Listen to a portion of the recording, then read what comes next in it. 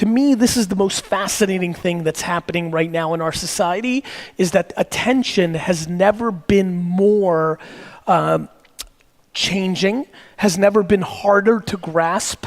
I think for a lot of us that have been in business for a long time, it's very difficult to grab the current changing landscape of attention at the speed of which it changes. I spend 8, 10, 12, 15 hours a day trying to audit and understand attention, and even for me, there's so many things still happening that I haven't been able to completely grab my hands on, whether it's the depth of esports arbitrage as a cultural phenomenon, whether it's the blockchain, whether it's all the opportunity within AI and ML, whether it's the emerging AR infrastructure in the Apple updates and Google infrastructure, whether it's voice, which I speak a lot about right now on the Alexa, Google, and Apple fronts.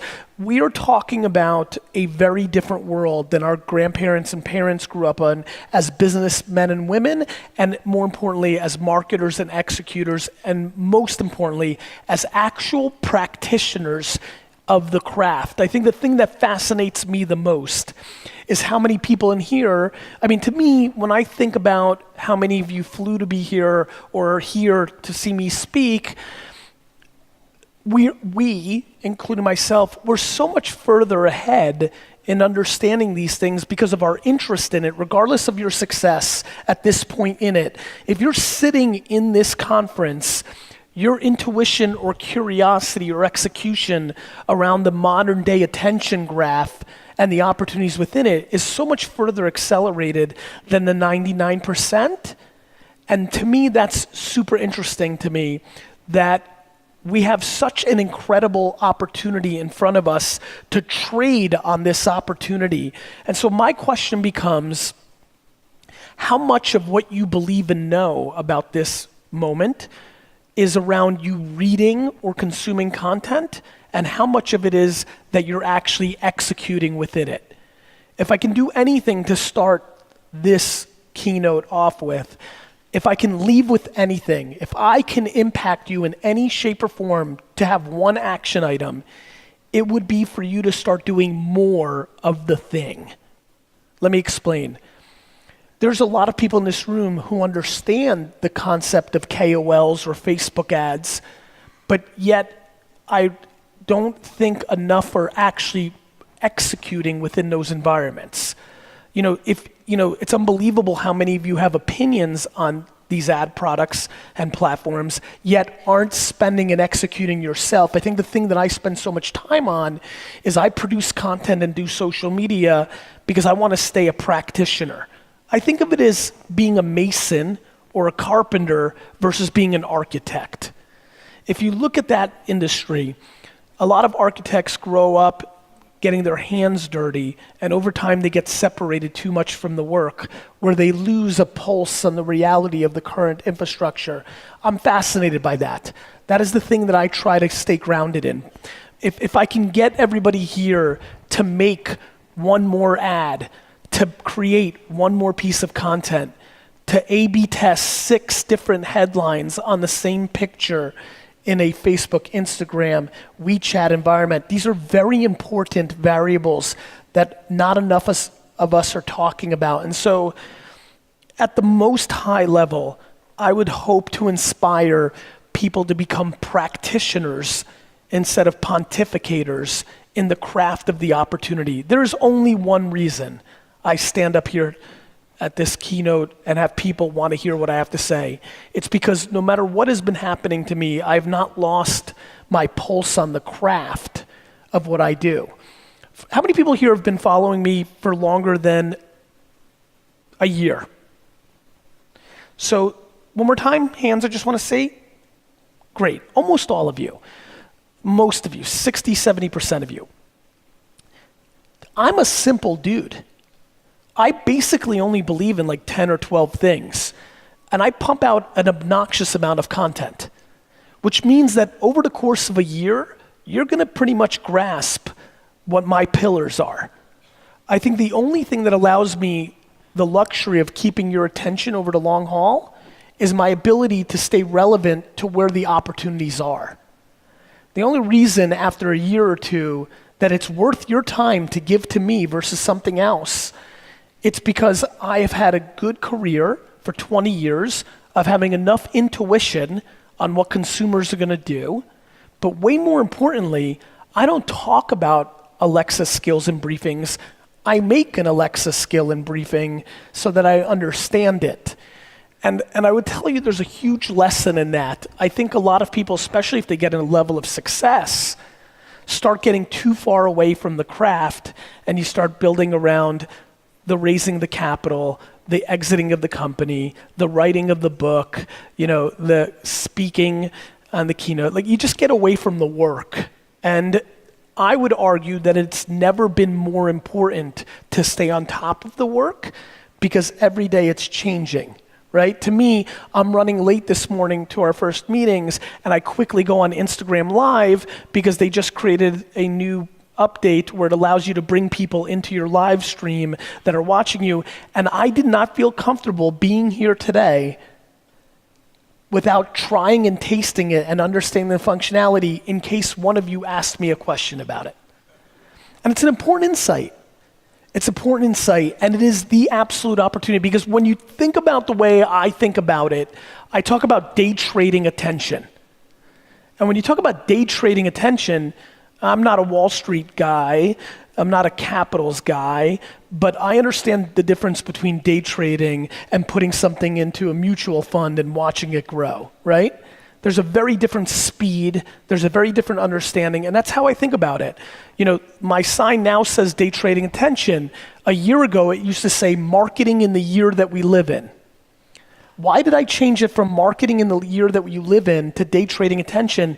It was because I realized, oh my God, everything we're about to talk about is happening even faster, that even if you believe in something for that year, within that year, it's changing too much. Influencer marketing and Facebook and YouTube and Twitter and Line and WeChat, this stuff is changing too fast, and we are not keeping up with the subtle features. Because if you really understand this, you look at something like Instagram stories or Facebook Watch or all these subtleties in those little sub arbitrages, polling in an Instagram, in those little features, in those little updates, are oftentimes the marginal opportunity that is the biggest difference between growing your business and not. And so it's exhausting and it's difficult, but I have one very important statement around this for everybody. Tough luck. No matter how we want it. Listen, I wish that we never evolved from email. In 1996, I had 90% open rates on my email newsletter. I was crushing it. Life was good. I had figured out email. Then in the early 2000s, I'd figured out Google AdWords. I wish that never changed. I had figured it out. I won on that. Then YouTube came out. I had one of the first long-form shows on YouTube in 2006. I figured it out. I liked it. I wish Twitter didn't come along, but it did. And then I spent 15 hours a day tweeting all of you. And then I grew into one of the most followed people on Twitter. And then Facebook evolved. And Instagram came up. And Snapchat came. This is a never-ending game of attention, distribution, and arbitrage. And so I think the biggest thing that you need to understand is the best product will always win if people know about it, right? And so I think the thing that I spend a lot of time on is I'm a marketer. I like to market. I understand marketing. I'm a business builder. I've built businesses. I think there's an incredible, interesting kind of graph between the quality of your product and how many people know about it.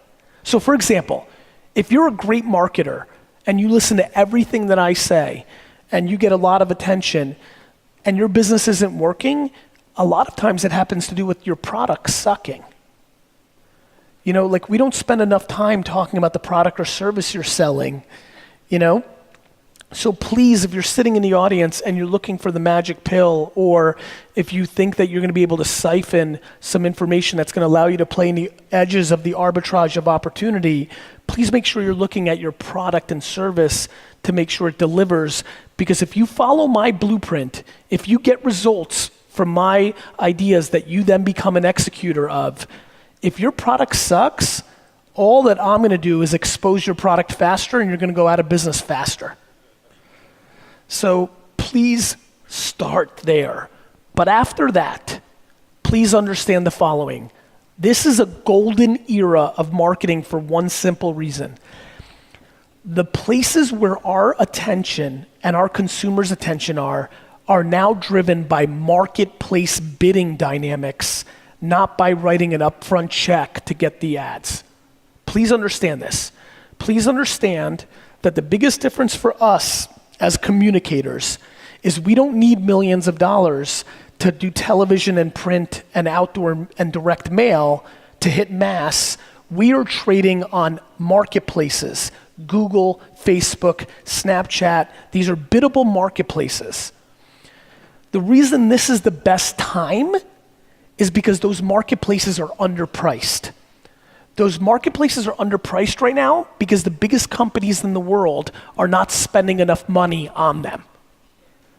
You have to understand, when there's a come to Jesus moment and the biggest brands in the world properly spend in everything that I talk about, everything I talk about becomes null and void. When you have to spend $48 CPMs to get in front of potentially 1,000 people in a feed instead of $7, the mathematics don't work out as nice for why I'm so excited. When influencers and KOLs start charging the proper price for their product placement and endorsement, it won't be as fun of an opportunity. And so I continue to yell at the top of my lungs right now. How many people here actually have been following me for 8 years? Raise your hands. There's not gonna be a lot, but just curious, go a little higher. 8 years? First of all, thank you for the 8 of you. Second of all, you 8 have a unique understanding of me that many others won't. And let me explain for you 8, that I can see 2 of you right now, that you understand. I was very loud, Gary V, in 2009, 2010, but then I got very quiet for my standards in 2011, 12, 13, and then I started getting louder again in 14, 15, 16, 17, right? For everybody else, there's a reason. I am my most excited when I think there's an arbitrage at scale. If I had been making content in 1996, I would have been talking and making videos and audio and written word about email until I put you into nausea. Then I would have gotten quiet in 99 because email had caught up. And then somewhere around 2001, I would have probably spent 24 months yelling at you that this Google AdWords thing is incredible.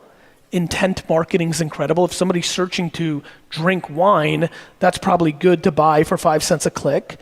And I would have yelled and screamed for 2 to 3 years on Google AdWords, and then somewhere around 2006, 7, it corrected. And